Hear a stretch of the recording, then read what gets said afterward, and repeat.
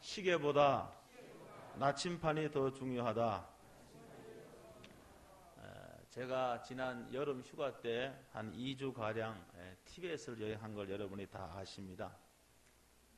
제가 이제 시간을 일부러 내서 쿤명에 있는 세계에서 가장 큰 쇼핑센터가 쿤명에 있다 그래요. 그래서 제가 시간을 내서 거기 한번 가보자 그랬습니다. 그게 들렸습니다. 가보니까요, 현대식 건물에다가요, 끝이 보이지 않을 정도로 큰 쇼핑센터였습니다. 몇 층으로 되어 있는데 거기는 없는 물건이 없어요. 최신 전자제품에서부터 농기구까지 망라한 그런 쇼핑몰입니다. 왜 이 시장에 가면은요, 시장에 가서 좀 이렇게 물건도 사고 흥정도 하고 이렇게 하면 좀 재미가 있잖아요. 그렇죠? 재미가 있습니다. 아이 쇼핑하면 재미가 없어요. 근데 저는 이제 항상 어디 가면 속아서 물건을 잘 사오기 때문에 저희 아내가 절대로 물건 사오지 마라, 어디 가면은. 그래서 그날 또 그냥 아이 쇼핑만 하려고 하다가 마지막에 제가 그 물건에 손을 댔습니다. 몇 가지를 샀는데 하나가 시계였습니다. 시계. 저는 지금도 이게 결혼할 적에 선물로 받은 이 시계입니다. 이 시계가 20년 돼도 고장이 안 나요. 그래서 제가 이게 버릴 수가 없어갖고 이거 지금도 이거 끼고 다닙니다. 그리고 우리 황무순 장로님이 로만슨 시계를, 고급 시계를 선물해 줬어요. 그거하고 교대교대로 제가 이렇게 차고 다닙니다. 그런데 사실 이 시계 하나, 이 오메가 로만슨 보다가 제가 결혼하기 전부터 내가 저 브랜드의 시계는 꼭 내가 좀 차고 다녀야 되겠다. 사실 그런 시계가 있었습니다. 우리 아내가 이런 사실 잘 알아요. 그래서 몇 년 전에는 이제 결혼 20주년 되는 해에 자기가 그 시계를 사주겠다는 거예요. 그래서 제가 잔뜩 기대를 했습니다. 제가 10월 마지막 날이 결혼 20주년입니다. 그런데 선물을 받았을까요? 못 받았을까요? 퀴즈입니다. 예? 받았을까요? 못 받았을까요? 선물 못 받았습니다. 제가 그 선물을 못 받을 줄 알고 제가 그 쇼핑센터에 가서 제가 원하던 브랜드 시계 2개를 사버렸습니다. 2개 샀어요. 왜 샀는가 하면은 가격이 워낙 싸. 너무 가격이 싸. 그래갖고 샀어요. 예? 그런데 그 시계가 사실은 싼 것이 비지떡이라고 짝퉁 시계입니다. 브랜드는 똑같아요. 예. 아마 그 시계를 저한테 이제 선물로 받은 분들은 2년도 못 쓸 겁니다. 제가 그걸 다 이야기하고 선물을 드렸어요. 왜 그런가 하면 이 쇼핑하면 사는 재미도 있거든요. 이런 게요. 있습니다. 여러분, 우리가 살면서요, 이 시계를 보거나 아니면 지금 핸드폰에 시간을 수시로 보면서 생활을 하고 있습니다. 그러니까 우리가 시계가 없으면은요, 정말로 답답할 그런 생활을 할 수밖에 없습니다. 그러니까 시간을 보지 않고 시계를 보지 않고는 생활할 수 없을 정도가 되었습니다.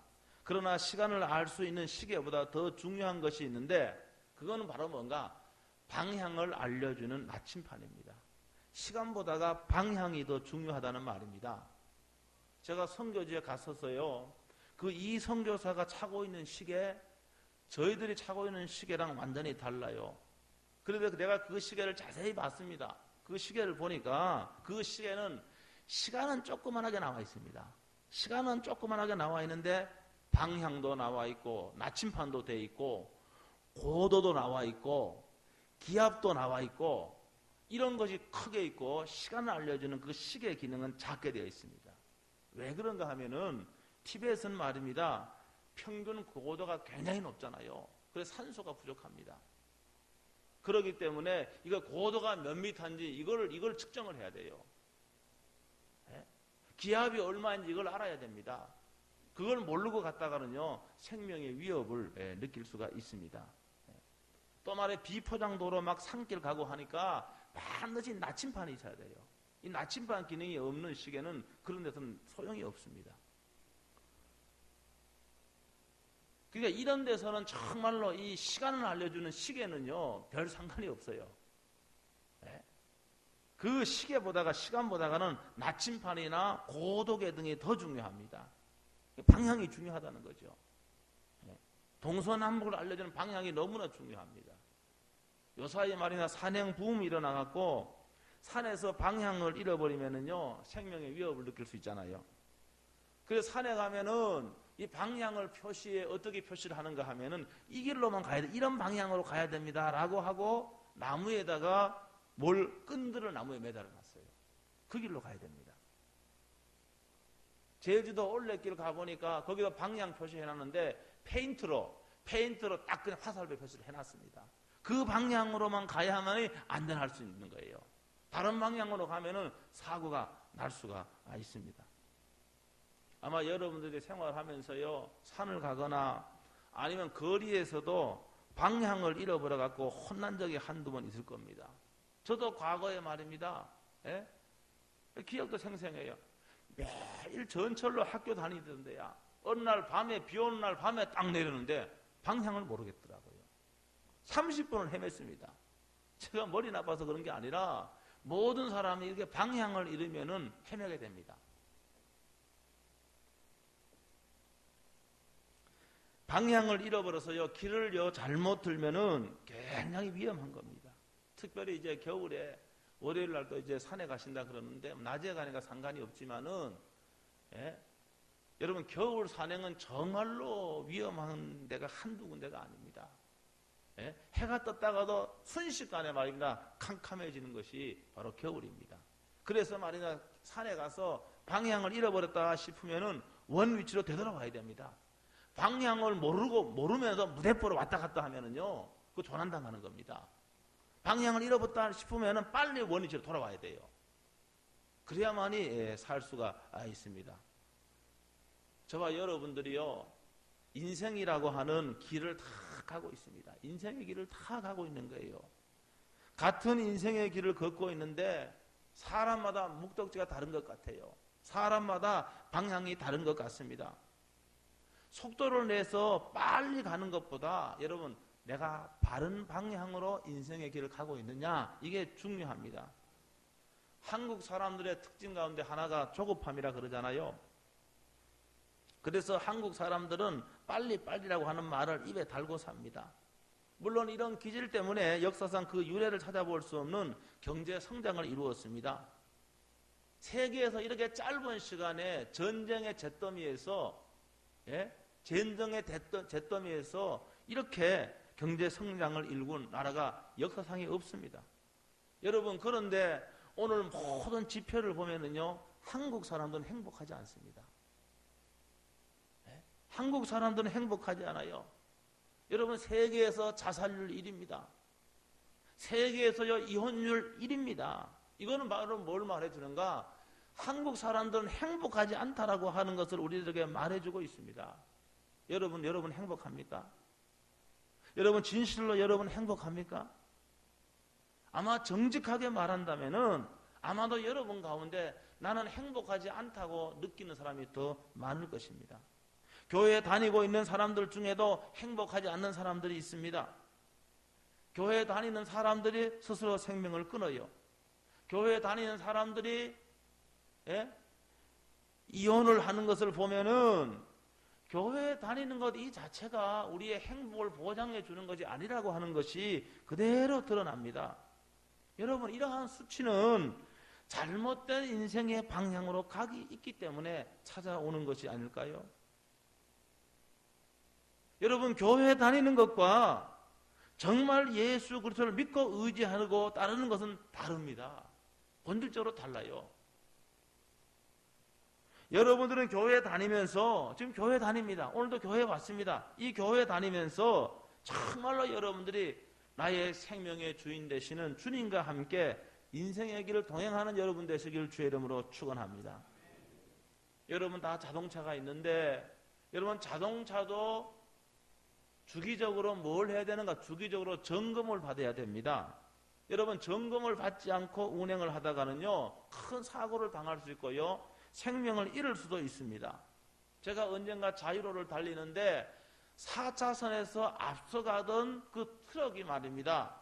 타이어에 펑크가 나갔고 타이어에 펑크가 나니까 이 아스팔트 길 노면에 이 부닥치면서 불꽃을 튀기면서 가는 것을 보고 무척이나 잠시나마 제가 당황을 했습니다. 이 트럭이 4차선에서 달리고 있었기 때문에 또 속도를 내지 않았기 때문에 대형 사고가 안 났지요. 그렇지 않았다 그러면은요, 속도를 냈다 그러면은 분명히 대형 사고가 났을 겁니다. 왜 그런가? 점검을 받지 않았기 때문에 그렇습니다. 제가 가끔 교회 주차장에 세워놓은 차들 이렇게 보면은 타이어에 그게 막 타이어에 홈이 다 파여잡고 말입니다. 뺀들뺀들한 차도 있어요. 예? 제가 전화해주고 싶어도 빨리 가르라고. 예? 차마 목사 체면에 그렇게는 못하고 이 차가 누구 차인가 빨리 점검을 받아야 될 텐데 이렇게 생각하고 돌아서고 합니다. 점검 받아야 됩니다. 여러분 안 그러면은 말입니다. 예? 타이어에 고속도로 달리다가 타이어에 펑크가 나면은요, 여러분 생명을 잃을 수 있습니다. 브레이크를 밟았는데 타이어가요, 예? 제동이 안 되기 때문에 큰 사고로 이어집니다. 이 점검 받아야 된다 그런 말입니다. 그래서 저는요, 차에 돈이 좀 들어도 정기적으로 점검을 받고 필요한 부속을 교체를 합니다. 왜 그런가? 이게 안전과 직결되기 때문에 그렇습니다. 사랑하는 성도 여러분, 우리의 인생도 마찬가지입니다. 똑같습니다. 우리는 늘 뭘 생각을 해야 됩니다. 우리의 인생도 순간순간 주기적으로 점검을 받아야 됩니다. 내가 지금 가고 있는 방향이 바른 방향으로 가고 있는지 점검과 체크를 해야 된다 그런 말입니다. 그렇지 않으면 언제 우리가 인생의 위험에 처할 수 있다는 것을 여러분 절대 가볍게 여겨서는 안 됩니다. 오늘 이 본문 말씀에 보면은요, 사울이라는 유대 청년이 있었습니다. 오늘 그 본문을 다 안 읽었는데 9장 그 앞절에 보면 그 내용이 자세하게 나와 있습니다. 집에 가서 여러분 보십시오. 시간 관계로 다 안 읽었습니다. 이 사울이라고 하는 유대 청년은요, 그 당시에 모든 사람이 부러워도 하고 두려움을 느끼는 로마의 시민권을 가졌습니다. 여러분 그 당시에 대로마 제국의 시민권자라고 하면은요, 어디 가도 세계 어디를 가도 생명의 보호를 받을 수 있는 특권층이었습니다. 게다가 이 청년은요, 그 당시에 율법 해석에 아주 해박한 지식으로 명성을 떨치고 있는 가말리엘의 문화에서 교육을 받았던 유대의 엘리트입니다. 우리나라로 말하자면은 서울대학 출신이에요. 그런데 그에게는 예수 믿는 사람을 붙잡아 감옥에 집어넣을 수 있는 그런 권한도 부여받았습니다. 예수 믿는 사람을 붙잡아 감옥에 집어넣는 것이 이것이 하나님을 기쁘게 하는 것이다. 하나님을 가장 기쁘게 하는 것이라고 그런 철석같이 그걸 믿었습니다. 사랑하는 성도 여러분, 여러분들도 무턱대고 달리지 말고 생각을 해봐야 됩니다. 나의 가는 이 길이 내가 달리고 있는 방향이 옳은 방향으로 달리고 있는가, 이거를 매 점검을 해봐야 된다는 말입니다. 내가 가고 있는 이 인생의 방향이 정말로 하나님께도 원하시는 방향인가, 하나님이 기뻐하시는 길을 가고 있는가, 이거를 스스로에게 물어보고 생각해 봐야 됩니다. 이 유대의 엘리트 청년은 자신이 가고 있는 그 길이 하나님이 가장 기뻐하는 길이라고 생각하고 그 길로 달리고 있는데 그것은 착각이었습니다. 그래서 하나님은 도저히 안 되겠다고 생각을 했습니다. 그래서 잘못된 인생의 길로 달리고 있는 이 길에서 사울을 멈춰 세웠습니다. 사울은요, 다메섹으로 가는 길에서 강렬한 빛 때문에 쓰러졌습니다. 9장에 있어요. 그리고 이런 말이 들렸습니다. 다른 사람에게 그 말이 안 들려요. 어떤 말이 들리는가 하면은, 사울아 사울아 내가 어찌하여 나를 핍박하느냐. 깜짝 놀라서, 주님 누구십니까? 이때 들려오는 소리는, 나는 내가 핍박하는 예수다, 이런 말이 들리는 거예요. 이 엘리트 청년 사울은 하나님을 사랑한다는 그 마음으로 예수 믿는 사람을 욕을 했습니다. 예수 믿는 사람을 저주했습니다. 심지어는 예수 믿는 사람을 감옥에 쳐넣는 일에 열심히 했는데 이 길이 잘못되었다는 거예요. 사울은 겨우 자리에서 일어났지만은 강렬한 빛 때문에 눈을 뜰 수가 없었습니다. 그는 순간적으로 소경이 되었습니다. 그래서 사람의 손에 이끌려서 다메섹으로 들어갔습니다. 사울은 이러한 사건 후에 그가 지금까지 걸어갔던 그 길에서 완전히 180도 유턴을 했습니다. 방향을 180도로 바뀌었습니다. 그래서 여기 오늘 말씀의 20절에 즉시로 각 회당에서 예수가 하나님의 아들이심을 전파했다, 이렇게 말하고 있습니다.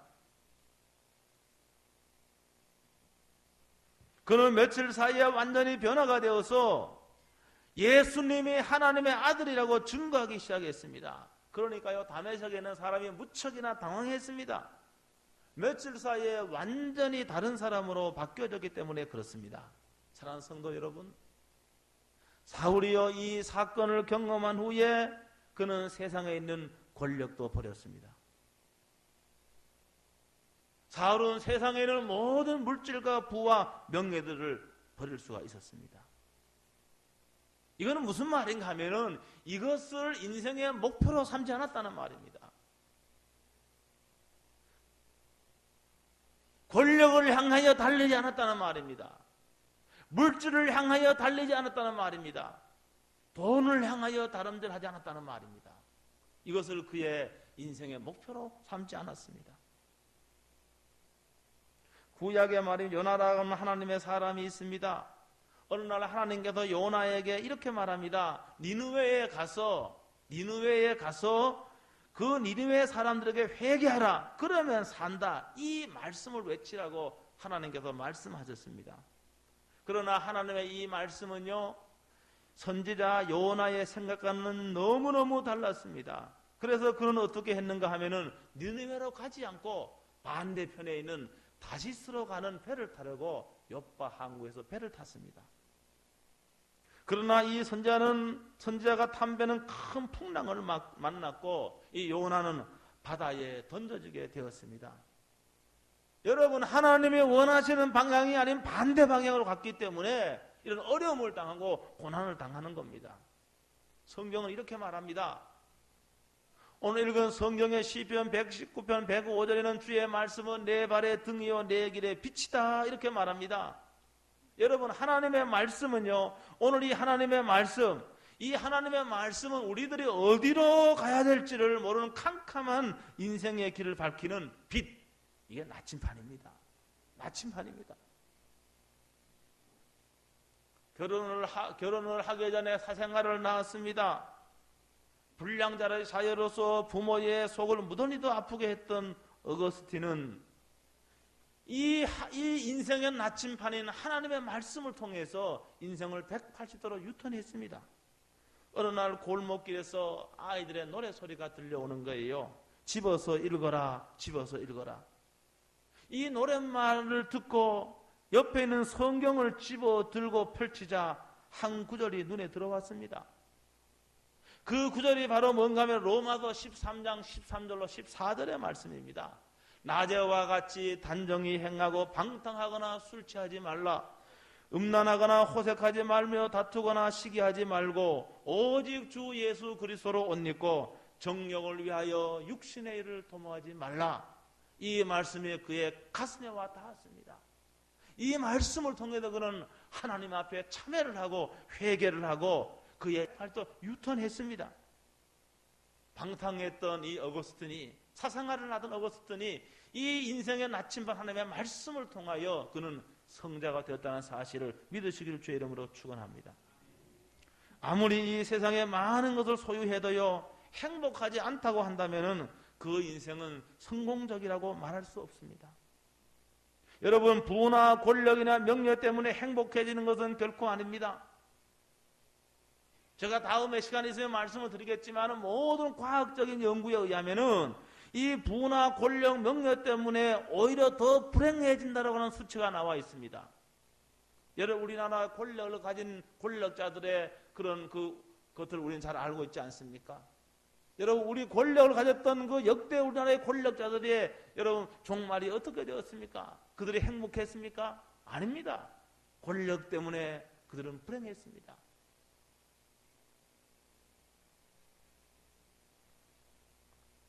여러분, 돈만 있으면 행복한 줄 알지만은 돈만 있으면 행복하는 게 아닙니다. 오히려 돈 때문에 더 불행한 사람이 많습니다. 물론 행복한 삶을 위해서 최소한의 돈이 필요합니다. 그런데 여러분, 주위도 보고 연구에 의하면 돈 때문에 더 불행해진 사람이 많다라고 제가 말씀을 드렸습니다.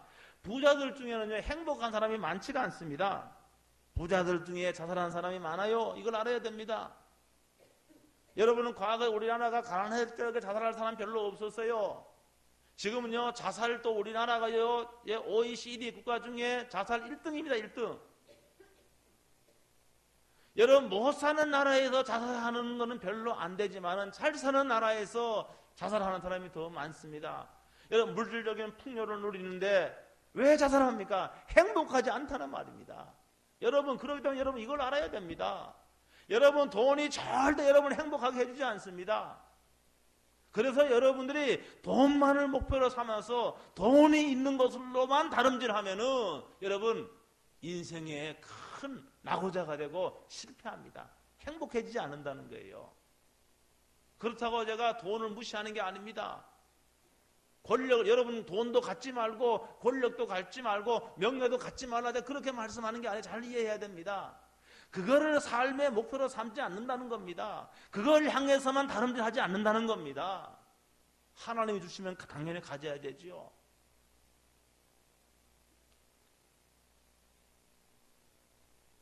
자살하는 사람이 그렇게 많잖아요. 왜 물적인 풍요를 누리는데 스스로 생명을 끊습니까? 행복하지 않기 때문에 그래요. 경제적으로 안정된 사람이 더 많이 자살합니다. 가난한 사람이 자살하는 경우도 있어요. 그러나 경제적으로 더 풍요롭고 물질은 있는데도 여러분 행복하지 않기 때문에 스스로 생명을 끊는 겁니다. 그렇기 때문에 여러분들이 이러한 것들을 절대로 삶의 목표로 두면 안 됩니다. 여러분 이것을 향해서 다름질하면은 행복해지지 않는 겁니다. 그건 실패하는 인생을 산다는 것을 여러분 믿으시기를 주의 이름으로 축원합니다. 여러분 차가 속도를 내면 사고 나기 쉽습니다. 차가요 방향을 무시하고 달리면 사고 납니까 안 납니까? 사고 나지요. 가끔 신문에 보면은 역주행을 하다가 사고 나서 생명을 잃은 사람이 있습니다. 그 길로 가면 안 되는데, 그 방향으로 가면 안 되는데 그 방향으로 다름질하다가 죽음에 이르는 겁니다. 그렇게 되면은요, 내가 열심히 속도를 내어 쌓아 올린 것이 하루아침에 무너지게 됩니다. 그렇기 때문에 우리들은 지금 시계를 볼 것이 아니라 이 방향을 알려주는 나침판, 하나님의 말씀을 보면서 우리의 삶을 점검을 해야 됩니다. 바른 방향으로 가야 행복한 겁니다.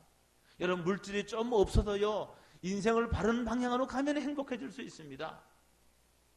내가 권력이 없어도요, 하나님이 원하시는 바른 방향으로 인생의 길을 잡으면은 행복해질 수 있다는 것을 믿으시길 주의 이름으로 축원합니다. 앙케이트 보니까요, 내 인생의 전성기는 언제일까? 앙케이트 보니까 내 인생의 전성기는 나이로 따지면 언제일 것 같습니까? 내 인생의 전성기 1000명의 사람 앙케이트 조사했는데 내 인생의 전성기는 29세다 이렇게 나와서 평균값이 나왔어요. 29세. 그러니까 30세 안에 말하자면은 인생을 꽃피우고 싶어 하는 사람이 많다는 말이겠죠. 이거는. 예. 여러분 중요한 것은요, 늦게 가더라도 더디더라도 여러분 바른 방향으로 가야 됩니다.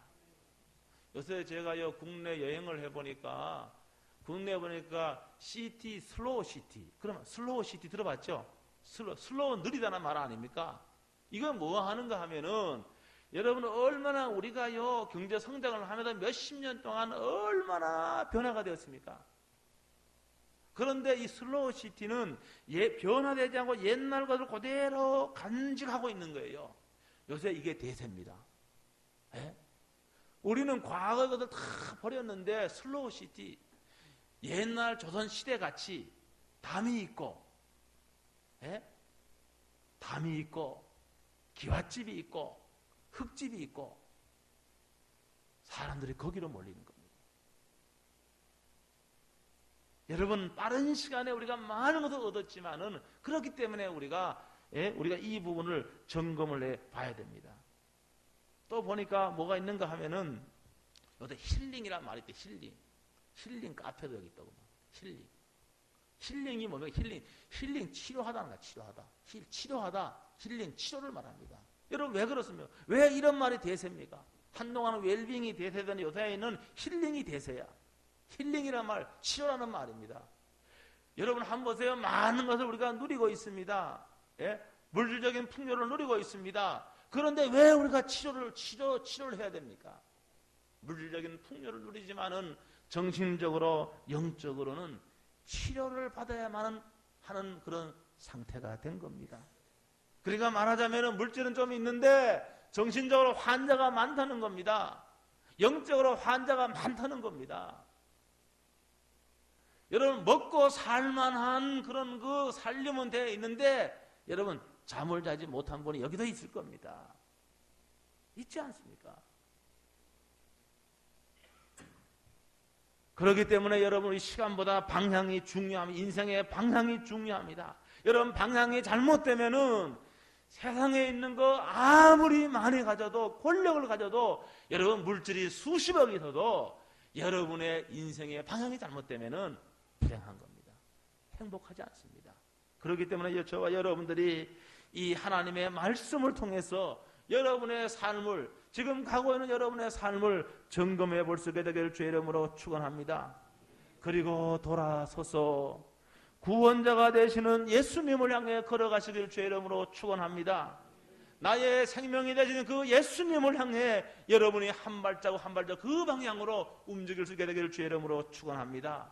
나의 전부가 되시는 주 예수 그리스도, 나를 위하여 생명을 아끼지 아니하시고 주신 예수 그리스도, 그 예수 그리스도를 향해, 여러분 그분을 향해, 그 방향을 향해 여러분 인생의 길을 간다고 한다면은 여러분 행복할 겁니다.